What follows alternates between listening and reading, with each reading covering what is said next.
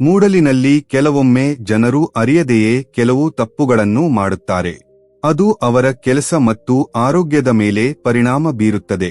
ಶಾಸ್ತ್ರಗಳಲ್ಲಿ ಉಲ್ಲೇಖಿಸಲಾದ ಕೆಲವು ಕ್ರಿಯೆಗಳನ್ನು ಬೆಳಿಗ್ಗೆ ಎದ್ದ ಕೂಡಲೇ ಮಾಡಬಾರದು ಎಂಬುದನ್ನು ನೀವು ತಿಳಿಯಬೇಕು. ಆದ್ದರಿಂದ ಈ ಕ್ರಿಯೆಗಳ ಬಗ್ಗೆ ವಿವರವಾಗಿ ತಿಳಿಯೋಣ ಮಿತ್ರರೇ. ಒಬ್ಬ ವ್ಯಕ್ತಿ ಜೀವನದಾದ್ಯಂತ ಬಡವನಾಗಿಯೇ ಇರುತ್ತಾನೆ. ಅದೇ ಸಮಯದಲ್ಲಿ ಇನ್ನೊಬ್ಬನು ಬಡತನದಿಂದ ಶೀಘ್ರದಲ್ಲೇ ಶ್ರೀಮಂತನಾಗುತ್ತಾನೆ ಎಂಬುದನ್ನು ನನಗೆ ಕೃಪೆ ಮಾಡಿ ತಿಳಿಸಿ. ಇದರ ರಹಸ್ಯವೇನು ಮಿತ್ರರೇ ಎಂದು ಲಕ್ಷ್ಮೀ ದೇವಿ ಕೇಳಿದಾಗ ಭಗವಾನ್ ವಿಷ್ಣು ಹೇಳುತ್ತಾರೆ, ಆ ಸಮಯದಲ್ಲಿ ನಾನು ಒಬ್ಬ ವ್ಯಕ್ತಿಯು ಜೀವನದಾದ್ಯಂತ ಬಡವನಾಗಿರುವುದಕ್ಕೆ ಕಾರಣವಾಗುವ 4 ಅಭ್ಯಾಸಗಳನ್ನು ನಿಮ್ಗೆ ಹೇಳುತ್ತೇನೆ. ಈ 4 ಅಭ್ಯಾಸಗಳನ್ನು ವ್ಯಕ್ತಿ ಬೆಳಿಗ್ಗೆ ಎದ್ದ ಕೂಡಲೇ ಮಾಡುತ್ತಾನೆ. ಈ 4 ಅಭ್ಯಾಸಗಳನ್ನು ಮಾನವನು ಸುಧಾರಿಸಿಕೊಂಡರೆ ಅವನ ಜೀವನದಲ್ಲಿ ಸಂಪತ್ತಿನ ಅಧಿಪತಿಯಾಗಲು ಯಾರೂ ಅವನನ್ನು ತಡೆಯಲು ಸಾಧ್ಯವಿಲ್ಲ. ದೇವಿಯೇ, ಇದನ್ನು ವಿವರವಾಗಿ ಅರ್ಥಮಾಡಿಕೊಳ್ಳಲು ನಾನು ನಿನಗೆ ಒಂದು ಕಥೆಯನ್ನು ಹೇಳುತ್ತೇನೆ. ಆದರೆ ಈ ಕಥೆಯನ್ನು ಮಧ್ಯದಲ್ಲಿ ಬಿಡುವ ತಪ್ಪು ಮಾಡಬೇಡಿ, ಏಕೆಂದರೆ ಅಲ್ಪ ಜ್ಞಾನವು ಯಾವಾಗಲೂ ವಿಷಕ್ಕೆ ಸಮಾನವಾಗಿರುತ್ತದೆ ಮಿತ್ರರೇ. ಆಗ ಲಕ್ಷ್ಮೀ ದೇವಿ ಹೇಳುತ್ತಾರೆ, ಸ್ವಾಮಿ, ನೀವು ಚಿಂತೆಯಿಲ್ಲದೆ ಈ ಕಥೆಯನ್ನು ಹೇಳಿ, ನಾನು ಅದನ್ನು ಸಂಪೂರ್ಣ ಗಮನದಿಂದ ಕೊನೆಯವರೆಗೂ ಕೇಳುತ್ತೇನೆ. ಹೀಗಾಗಿ ಮಿತ್ರರೇ, ನೀವು ಸಹ ಈ ಕಥೆಯನ್ನು ಸಂಪೂರ್ಣ ಗಮನದಿಂದ ಕೊನೆಯವರೆಗೂ ಕೇಳಬೇಕು. ವೀಕ್ಷಕರೇ, ಆಗ ಭಗವಾನ್ ಶ್ರೀ ಹರಿ ವಿಷ್ಣು ಕಥೆಯನ್ನು ಆರಂಭಿಸುತ್ತಾರೆ. ಅವರು ಹೇಳುತ್ತಾರೆ, ದೇವಿಯೇ, ಒಂದು ಕಾಲದಲ್ಲಿ ಒಂದು ಸಣ್ಣ ಗ್ರಾಮದಲ್ಲಿ ಒಬ್ಬ ತ್ಯಾಗಿ ಮಹಾರಾಜರ ಆಶ್ರಮವಿತ್ತು. ಆ ತ್ಯಾಗಿ ಮಹಾರಾಜರು ತಮ್ಮ ಆಳವಾದ ಜ್ಞಾನ ಮತ್ತು ಜೀವನದ ರಹಸ್ಯಗಳನ್ನು ಪರಿಹರಿಸುವ ಸಾಮರ್ಥ್ಯಕ್ಕೆ ಪ್ರಸಿದ್ಧರಾಗಿದ್ದರು. ಜನರು ತಮ್ಮ ಸಮಸ್ಯೆಗಳಿಗೆ ಪರಿಹಾರ ಹುಡುಕಲು ದೂರದ ಸ್ಥಳಗಳಿಂದ ಅವರ ಬಳಿ ಬರುತ್ತಿದ್ದರು. ಅದೇ ಗ್ರಾಮದಲ್ಲಿ ರಾಮು ಎಂಬ ಬಡ ಕೃಷಿಕ ತನ್ನ ಹೆಂಡತಿ ಸೀತಾ ಮತ್ತು 2 ಮಕ್ಕಳೊಂದಿಗೆ ವಾಸಿಸುತ್ತಿದ್ದನು. ರಾಮುವಿನ ಜೀವನವು ಬಹಳ ಕಷ್ಟಗಳಿಂದ ತುಂಬಿತ್ತು. ಅವನಿಗೆ ಕೃಷಿ ಮಾಡಲು ಬಹಳ ಕಡಿಮೆ ಭೂಮಿಯಿತ್ತು. ಅದು ಕಲ್ಲುಗಳು ಮತ್ತು ಮುಳ್ಳಿನ ಗಿಡಗಳಿಂದ ತುಂಬಿತ್ತು. ಆ ನೆಲದಲ್ಲಿ ಕೃಷಿ ಮಾಡುವುದು ರಾಮುಗೆ ಸುಲಭದ ಕೆಲಸವಾಗಿರಲಿಲ್ಲ. ಆದರೂ ಅವನು ಸಂಪೂರ್ಣ ಪ್ರಯತ್ನಿಸಿದನು. ಆದರೆ ರಾಮು ಬೆಳಿಗ್ಗೆ ತಡವಾಗಿ ಎದ್ದೇಳುತ್ತಿದ್ದನು. ಅವನು ತನ್ನ ದಿನವನ್ನು ಯಾವುದೇ ಯೋಜನೆಯಿಲ್ಲದೆ ಪ್ರಾರಂಭಿಸುತ್ತಿದ್ದನು. ಬಹಳಷ್ಟು ಸಮಯ ಅವನು ಸೋಮಾರಿತನದಿಂದ ತನ್ನ ಕೆಲಸಗಳನ್ನು ಮುಂದೂಡುತ್ತಿದ್ದನು. ಅವನ ಬೆಳೆಗಳಿಗೆ ಸರಿಯಾದ ಸಮಯದಲ್ಲಿ ಬೀಜ ಹಾಕುತ್ತಿರಲಿಲ್ಲ ಅಥವಾ ಸರಿಯಾದ ನಿರ್ವಹಣೆ ಮಾಡುತ್ತಿರಲಿಲ್ಲ. ಇದರಿಂದ ಅವನು ಬಹಳ ಸಂಕಷ್ಟ ಎದುರಿಸುತ್ತಿದ್ದನು. ಇದರಿಂದ ಕುಟುಂಬಕ್ಕೆ ಬೇಕಾದ ಧಾನ್ಯ ಮತ್ತು ಆದಾಯ ಗಳಿಸುವುದು ಬಹಳ ಕಷ್ಟವಾಗಿತ್ತು. ರಾಮುವಿನ ಪತ್ನಿ ಸೀತಾ ಒಬ್ಬ ಕಠಿಣ ಪರಿಶ್ರಮಿ ಮತ್ತು ಧೈರ್ಯಶಾಲಿ ಮಹಿಳೆ. ಅವಳು ಬೆಳಿಗ್ಗೆ ಶೀಘ್ರವಾಗಿ ಎದ್ದು ನೀರು ತುಂಬುವುದು, ಮಕ್ಕಳನ್ನು ತಯಾರಿಸುವುದು ಮತ್ತು ಅಡುಗೆ ಮಾಡುವಂತಹ ಎಲ್ಲಾ ಮನೆ ಕೆಲಸಗಳನ್ನು ಮಾಡುತ್ತಿದ್ದಳು. ಸೀತಾ ತನ್ನ ಗಂಡ ರಾಮು ತನ್ನ ಜೀವನದಲ್ಲಿ ಒಂದು ಬದಲಾವಣೆ ತರಬೇಕೆಂದು ಬೇಸುತ್ತಿದ್ದಳು. ಆದರೆ ಅವನು ತನ್ನ ಅಭ್ಯಾಸಗಳನ್ನು ಬದಲಾಯಿಸಲು ಸಿದ್ಧನಿರಲಿಲ್ಲ. ಅವರ ಮನೆ ಬಿದಿರು ಮತ್ತು ಹುಲ್ಲಿನಿಂದ ನಿರ್ಮಿತವಾಗಿತ್ತು. ಅದರ ಕೊಠಡಿಯು ಪ್ರತಿಯೊಂದು ಮಳೆಗಾಲದಲ್ಲೂ ಸೋರುತ್ತಿತ್ತು. ಆ ಸಮಯದಲ್ಲಿ ಸೀತಾ ಮತ್ತು ಮಕ್ಕಳು ಮನೆಯ ಒಂದು ಒಣ ಮೂಲೆಯಲ್ಲಿ ಕುಳಿತುಕೊಳ್ಳಬೇಕಾಗುತ್ತಿತ್ತು. ರಾಮುವಿನ ಮಗಳಿಗೆ ಶಾಲೆಗೆ ಹೋಗುವ ವಯಸ್ಸಾಗಿತ್ತು. ಆದರೆ ಅವಳನ್ನು ಎದಿಸಲು ಮನೆಯಲ್ಲಿರುವ ಹಣ ಸಾಕಾಗುತ್ತಿರಲಿಲ್ಲ. ಅವನ ಮಗನೂ ಚಿಕ್ಕವನಾಗಿದ್ದು ನಿರಂತರವಾಗಿ ಕಾಯಿಲೆಯಿಂದ ಬಳಲುತ್ತಿದ್ದನು. ರಾಮುವಿನ ಈ ಸ್ಥಿತಿಯನ್ನು ನೋಡಿ ಗ್ರಾಮಸ್ಥರು ಅವನ ಮೇಲೆ ಭರವಸೆ ಕಳೆದುಕೊಂಡಿದ್ದರು. ಕೆಲವರು ಅವನನ್ನು ಸೋಮಾರಿ ಎಂದು ಕರೆದರು. ಇನ್ನು ಕೆಲವರು ಅವನ ಅದೃಷ್ಟವೇ ಕೆಟ್ಟದಾಗಿದೆ ಎಂದು ಹೀಯಾಡಿಸಿದರು. ರಾಮು ತನ್ನನ್ನು ತಾನು ತುಂಬಾ ನಿರಾಶೆಯಲ್ಲಿಯೂ ನೆರವಿಲ್ಲದವನಾಗಿಯೂ ಅನುಭವಿಸಿದನು. ಪ್ರತಿಯೊಂದು ರಾತ್ರಿ ತನ್ನ ಜೀವನ ಯಾವಾಗ ಬದಲಾಗುತ್ತದೆ ಎಂದು ಯೋಚಿಸುತ್ತಾ ನಿದ್ರಿಸುತ್ತಿದ್ದನು. ಆದರೆ ಮುಂದಿನ ದಿನ ಬೆಳಿಗ್ಗೆ ಅವನು ಮತ್ತೆ ಅದೇ ಹಳೆಯ ಅಭ್ಯಾಸಗಳನ್ನು ಮುಂದುವರಿಸುತ್ತಿದ್ದನು.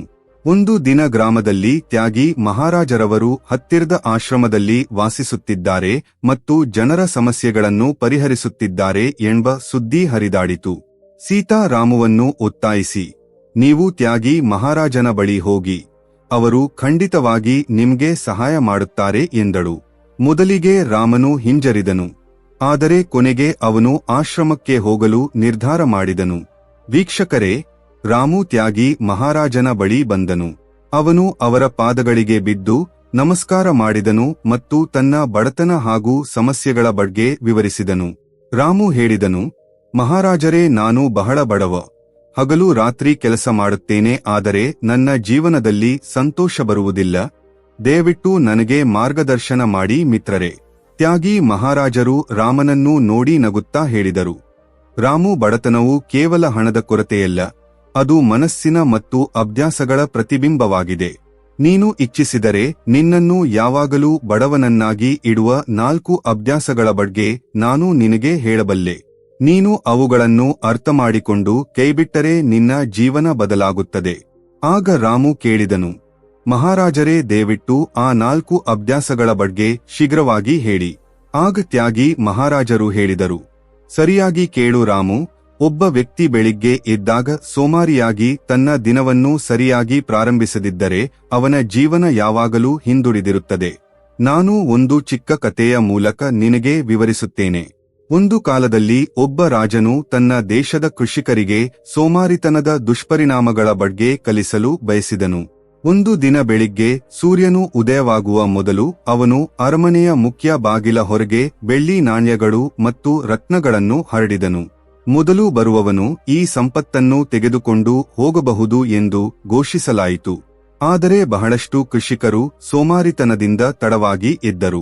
ಅವರು ಅಲ್ಲಿಗೆ ಬಂದಾಗ ಸಂಪತ್ತು ಈಗಾಗಲೇ ಇತರರಿಂದ ಪಡೆಯಲ್ಪಟ್ಟಿತ್ತು. ಬೆಳಿಗ್ಗೆ ಶೀಘ್ರವಾಗಿ ಎದ್ದುಕೊಳ್ಳುವ ಅಭ್ಯಾಸವಿದ್ದ ರೈತನೊಬ್ಬ ಮೊದಲು ಬಂದು ರಾಜನ ಉಡುಗೊರೆಯನ್ನು ಪಡೆದನು.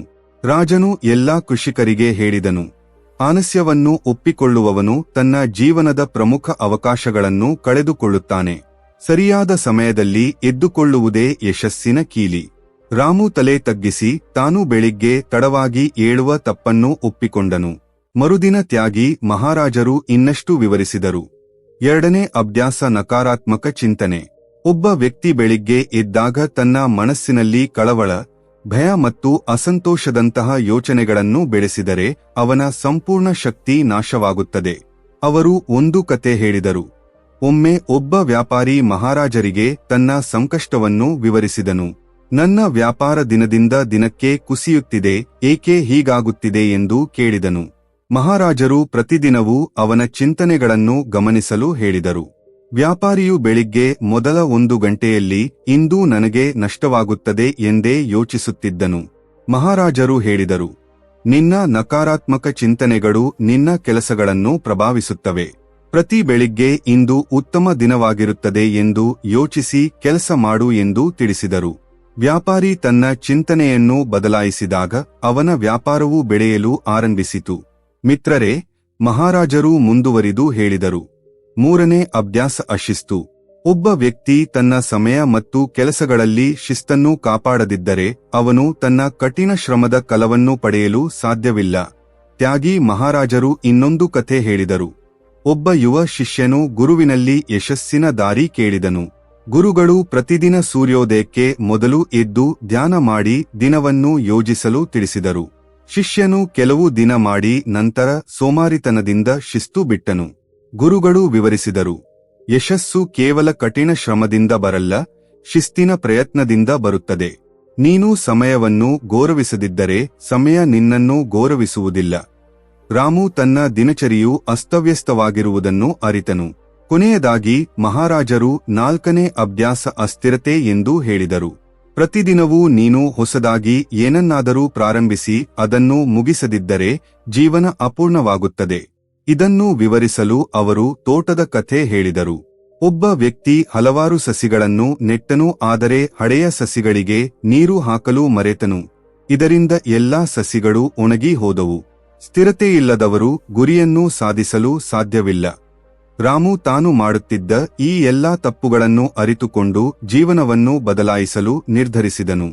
ತ್ಯಾಗಿ ಮಹಾರಾಜರ ಮಾತುಗಳು ರಾಮುವಿನ ಜೀವನದ ಮೇಲೆ ಆಳವಾದ ಪ್ರಭಾವ ಬೀರಿದವು. ಅವನು ತನ್ನ ಬೆಳಗಿನ ಅಭ್ಯಾಸಗಳನ್ನು ಬದಲಾಯಿಸಲು ದೃಢ ನಿರ್ಧಾರ ಮಾಡಿದನು. ಈಗ ಅವನು ಬೆಳಿಗ್ಗೆ ಶೀಘ್ರವಾಗಿ ಎದ್ದು ತನ್ನ ದಿನವನ್ನು ಪ್ರಾರ್ಥನೆ ಮತ್ತು ಧ್ಯಾನದಿಂದ ಆರಂಭಿಸಿದನು. ಈ ಜ್ಞಾನವು ಅವನಿಗೆ ಮನಸ್ಸಿನ ಶಾಂತಿಯನ್ನು ನೀಡಿತು ಮತ್ತು ಅವನ ಚಿಂತನೆ ಸಕಾರಾತ್ಮಕವಾಗಿ ಬದಲಾಯಿತು. ಅವನು ತನ್ನ ಹೊಲದಲ್ಲಿ ಕೆಲಸ ಮಾಡಲು ಒಂದು ಶಿಸ್ತಿನ ಅಭ್ಯಾಸವನ್ನು ರೂಪಿಸಿಕೊಂಡನು. ಶಿಸ್ತೇ ತನ್ನ ಪ್ರಗತಿಯ ಪ್ರಮುಖ ಕಾರಣ ಎಂಬುದನ್ನು ರಾಮು ಕಲಿತನು. ಪ್ರತಿಯೊಂದು ದಿನವೂ ತನ್ನ ಹೊಲದಲ್ಲಿ 8 ಗಂಟೆಗಳ ಕಾಲ ಕಠಿಣ ಕೆಲಸ ಮಾಡಿ ನಂತರ ಕುಟುಂಬದೊಂದಿಗೆ ಸಮಯ ಕಳೆಯಲು ನಿರ್ಧರಿಸಿದನು. ಒಂದು ವಾರದಲ್ಲಿ ಹೊಸ ಬೆಳೆ ನೆಡುವುದು ಅಥವಾ ತನ್ನ ಹಳೆಯ ಹೊಲಗಳನ್ನು ಸ್ವಚ್ಛಗೊಳಿಸುವಂತಹ ಸಣ್ಣ ಗುರಿಗಳನ್ನು ರೂಪಿಸಿಕೊಂಡನು. ಪ್ರತಿಯೊಂದು ದಿನವೂ ಅವನು ತನ್ನ ಗುರಿಯನ್ನು ಸಾಧಿಸಲು ಉತ್ಸಾಹದಿಂದ ಇದ್ದನು. ಮಂದಗತಿಯಲ್ಲಿ ರಾಮು ತನ್ನ ಜೀವನದಲ್ಲಿ ದೊಡ್ಡ ಬದಲಾವಣೆಗಳನ್ನು ಕಾಣಲು ಶುರು ಮಾಡಿದನು. ಅವನ ಬೆಳೆಗಳು ಚೆನ್ನಾಗಿ ಬೆಳೆಯಲು ಆರಂಭಿಸಿದವು. ಗ್ರಾಮದ ಜನರು ಅವನ ಕಠಿಣ ಶ್ರಮವನ್ನು ನೋಡಿ ಮೆಚ್ಚಲಾರಂಭಿಸಿದರು. ಅವನು ತನ್ನ ಆದಾಯದಿಂದ ತನ್ನ ಮಕ್ಕಳಿಗೆ ಶಿಕ್ಷಣ ನೀಡಿದನು. ಅದೇ ಸಮಯದಲ್ಲಿ ತನ್ನ ಮನೆಯನ್ನು ದುರಸ್ತಿ ಮಾಡಿದನು ಮತ್ತು ಸೀತಾಳಿಗಾಗಿ ಒಂದು ಹೊಸ ಹಿಟ್ಟು ಅರೆಯುವ ಯಂತ್ರವನ್ನು ಖರೀದಿಸಿದನು. ಇದು ಅವಳ ಮನೆಗೆಲಸಗಳನ್ನು ಸುಲಭಗೊಳಿಸಿತು. ರಾಮುವಿನ ಜೀವನ ಈಗ ಸಂಪೂರ್ಣವಾಗಿ ಬದಲಾಗಿದೆ. ಅವನನ್ನು ಸೋಮಾರಿ ಮತ್ತು ಸೋತವನೆಂದು ಕರೆದ ಗ್ರಾಮದ ಜನರು ಈಗ ಅವನನ್ನು ಪ್ರಶಂಸಿಸಲು ಆರಂಭಿಸಿದರು. ಸೀತಾ ತನ್ನ ಪತಿಯ ಹೊಸ ಅಭ್ಯಾಸಗಳನ್ನು ನೋಡಿ ತುಂಬಾನೇ ಸಂತೋಷಪಟ್ಟಳು. ಈಗ ರಾಮು ಮತ್ತು ಸೀತಾ ತಮ್ಮ ಮಕ್ಕಳೊಂದಿಗೆ ಸಂತೋಷದ ಜೀವನ ನಡೆಸುತ್ತಿದ್ದಾರೆ. ತ್ಯಾಗಿ ಮಹಾರಾಜರು ಉಲ್ಲೇಖಿಸಿದ ಆ 4 ಅಭ್ಯಾಸಗಳು ರಾಮುವಿನ ಜೀವನವನ್ನು ಸಂಪೂರ್ಣವಾಗಿ ಬದಲಿಸಿದವು.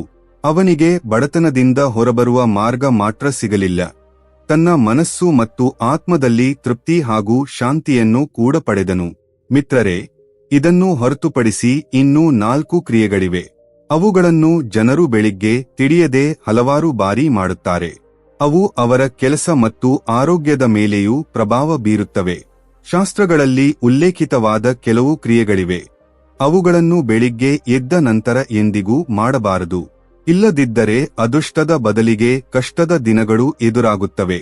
ಆದ್ದರಿಂದ ಬೆಳಿಗ್ಗೆ ಎಂದಿಗೂ ಮಾಡಬಾರದಿರುವ ಆ 4 ಕೆಲಸಗಳು ಯಾವುವು ಎಂಬುದನ್ನು ಈಗ ನೋಡೋಣ. ಮೊದಲನೆಯ ವಿಷಯ ಕನ್ನಡಿ ನೋಡುವುದು. ಹೌದು ಸ್ನೇಹಿತರೆ, ಬೆಳಿಗ್ಗೆ ಎದ್ದ ಕೂಡಲೇ ಬಹಳ ಮಂದಿ ಮೊದಲಿಗೆ ಕನ್ನಡಿಯಲ್ಲಿ ತಮ್ಮ ಮುಖ ನೋಡಿಕೊಳ್ಳುತ್ತಾರೆ. ಆದರೆ ವಾಸ್ತುಶಾಸ್ತ್ರದ ಪ್ರಕಾರ ಇದನ್ನು ಅಶುಭವೆಂದು ಪರಿಗಣಿಸಲಾಗುತ್ತದೆ. ಬೆಳಿಗ್ಗೆ ಎದ್ದ ಕೂಡಲೇ ಮೊದಲಿಗೆ ದೇವರ ದರ್ಶನ ಮಾಡುವುದು ಅಥವಾ ನಿಮ್ಮ ಅಂಗೈಗಳನ್ನು ನೋಡುವುದು ತುಂಬಾ ಉತ್ತಮ.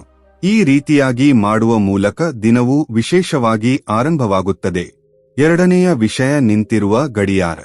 ಗಡಿಯಾರದೊಂದಿಗೆ ಮನುಷ್ಯನ ಅದೃಷ್ಟವು ಸಂಬಂಧಿಸಿರುತ್ತದೆ. ಮನೆಯಲ್ಲಿ ನಿಂತಿರುವ ಗಡಿಯಾರವು ಕೆಟ್ಟ ಸಮಯ ಬರುವುದನ್ನು ಸೂಚಿಸುತ್ತದೆ.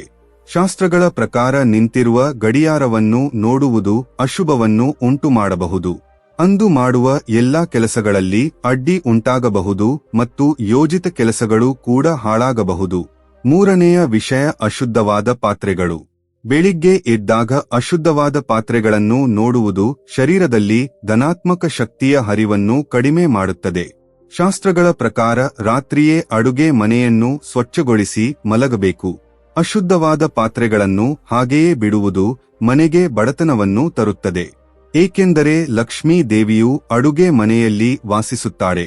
ರಾತ್ರಿ ಅಶುದ್ಧವಾದ ಪಾತ್ರೆಗಳನ್ನು ಅಡುಗೆ ಮನೆಯಲ್ಲಿ ಬಿಟ್ಟು ಅದನ್ನು ಸ್ವಚ್ಛಗೊಳಿಸದವರ ಮನೆಯಿಂದ ಲಕ್ಷ್ಮೀ ದೇವಿಯು ಶಾಶ್ವತವಾಗಿ ದೂರವಾಗುತ್ತಾಳೆ. ಇದರಿಂದ ಮನೆಯಲ್ಲಿ ದಾರಿದ್ರ್ಯ ಉಂಟಾಗುತ್ತದೆ. ಆದ್ದರಿಂದ ಸ್ನೇಹಿತರೆ, ರಾತ್ರಿ ಎಂದಿಗೂ ಅಶುದ್ಧ ಪಾತ್ರೆಗಳನ್ನು ಅಡುಗೆ ಮನೆಯಲ್ಲಿ ಬಿಡಬೇಡಿ. ನಾಲ್ಕನೆಯ ವಿಷಯ ನೆರಳು ಮತ್ತು ಹಿಂಸಾತ್ಮಕ ಪ್ರಾಣಿಗಳ ಚಿಟ್ಟ. ಬೆಳಿಗ್ಗೆ ಎದ್ದಾಗ ಮೊದಲ ದೃಷ್ಟಿಯಲ್ಲಿ ನಿಮ್ಮ ಅಥವಾ ಇತರರ ನೆರಳನ್ನು ಶ್ಯಾಡೋ ನೋಡುವುದು ಉತ್ತಮವಲ್ಲ ಎಂದು ನಂಬಲಾಗಿದೆ. ನೆರಳನ್ನು ನೋಡುವುದು ರಾಹುವಿನ ಲಕ್ಷಣವೆಂದು ಪರಿಗಣಿಸಲಾಗುತ್ತದೆ. ಇದು ವ್ಯಕ್ತಿಗೆ ಮಾನಸಿಕ ಒತ್ತಡ ಮತ್ತು ಭಯವನ್ನು ಉಂಟುಮಾಡುತ್ತದೆ. ದಿನವಿಡೀ ಕೆಲಸದಲ್ಲಿ ಕಷ್ಟಗಳು ಎದುರಾಗುತ್ತವೆ ಮತ್ತು ಏಕಾಗ್ರತೆ ಹರಿಯುತ್ತದೆ. ಕೊನೆಯದಾಗಿ ಹಿಂಸಾತ್ಮಕ ಪ್ರಾಣಿಗಳ ಚಿತ್ರಗಳು. ಬೆಳಿಗ್ಗೆ ಏಳುವಾಗ ಹಸುವನ್ನು ನೋಡುವುದು ಬಹಳ ಶುಭಕರ. ಆದರೆ ಶಾಸ್ತ್ರಗಳ ಪ್ರಕಾರ ಬೆಳಿಗ್ಗೆ ಮೊದಲ ದೃಷ್ಟಿ ಹಿಂಸಾತ್ಮಕ ಪ್ರಾಣಿಯ ಚಿತ್ರದ ಮೇಲೆ ಬೀಳಬಾರದು. ಇದು ಸಂಬಂಧಗಳಲ್ಲಿ ಅಂತರವನ್ನು ಉಂಟುಮಾಡುತ್ತದೆ ಮತ್ತು ಉದ್ಯೋಗದಲ್ಲಿ ಗೊಂದಲಗಳನ್ನು ಉಂಟುಮಾಡಬಹುದು ಎಂದು ನಂಬಲಾಗುತ್ತದೆ. ಮಿತ್ರರೇ, ಈ ವಿಡಿಯೋದಲ್ಲಿ ಇಷ್ಟು ಮಾಹಿತಿ ಮಾತ್ರ. ಈ ಮಾಹಿತಿ ನಿಮಗೆ ಇಷ್ಟವಾದರೆ ಈ ವಿಡಿಯೋವನ್ನು ಲೈಕ್ ಮಾಡಿ ಮತ್ತು ನಿಮ್ಮ ಸ್ನೇಹಿತರೊಂದಿಗೆ ಹಂಚಿಕೊಳ್ಳಿ. ಇಂತಹ ಜ್ಞಾನಪೂರ್ಣ ಮಾಹಿತಿಗಳಿಗಾಗಿ ನಮ್ಮ ಚಾನೆಲ್ ಅನ್ನು ಸಬ್ಸ್ಕ್ರೈಬ್ ಮಾಡಿ. ಧನ್ಯವಾದಗಳು.